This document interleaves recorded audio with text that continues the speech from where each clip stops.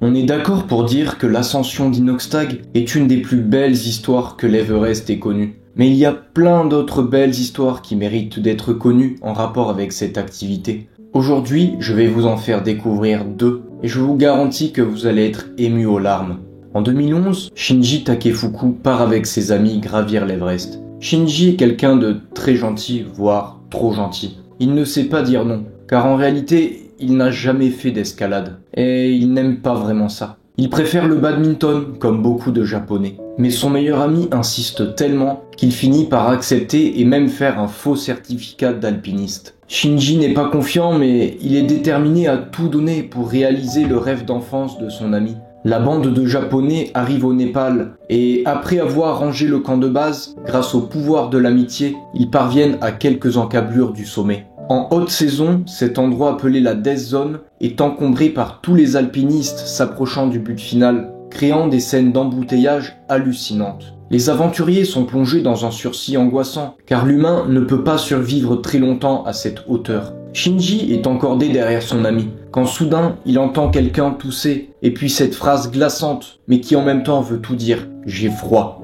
La personne derrière lui était vraiment en grande difficulté. Et Shinji, comme c'est quelqu'un qui est très attentionné, eh bien il décide de le laisser passer. Qui plus est, le peuple japonais est connu pour sa grande politesse. Il laisse passer aussi le groupe de la personne en difficulté, et puis ne pouvant s'arrêter d'être poli, il laisse passer pendant 2 heures tous les alpinistes, en se courbant comme le veut la tradition au Japon. Si bien qu'il finit par recroiser la première personne qu'il avait laissé passer, qui était en train de commencer à descendre en faisant sa story Instagram. En la voyant exténuée, il décide de lui donner sa bouteille d'oxygène, ainsi que son portefeuille qu'il avait laissé tomber par mégarde. Les amis de Shinji l'implorent de descendre, mais il ne pouvait se résoudre à être mal poli. C'était son éducation.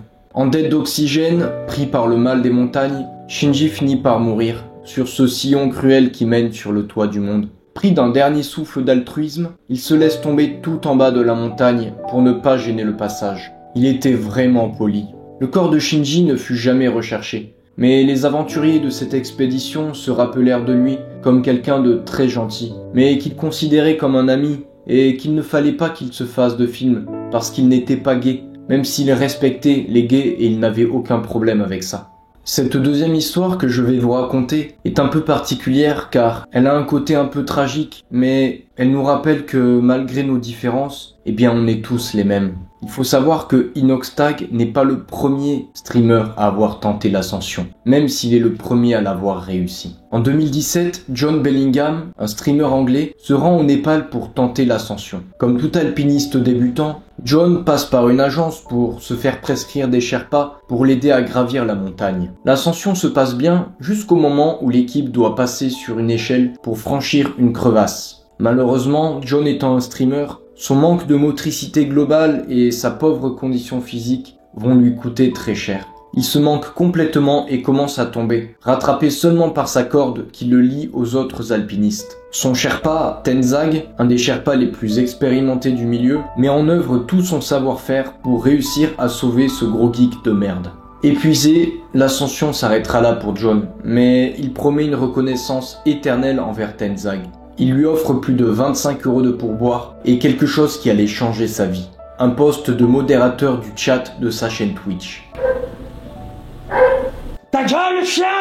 C'était un rêve qui devenait réalité pour Tenzag, qui allait enfin pouvoir quitter ce job de merde qu'il faisait en intérim et rester peinard chez lui dans son espace perso de geek. Malheureusement, la connexion au Népal étant très chaotique, Tenzag ne pouvait se connecter régulièrement et il fut viré au bout de 5 mois. Obligé de retourner à un vrai travail, il mourut 1 an plus tard lors de sa 14e expédition sur le K2.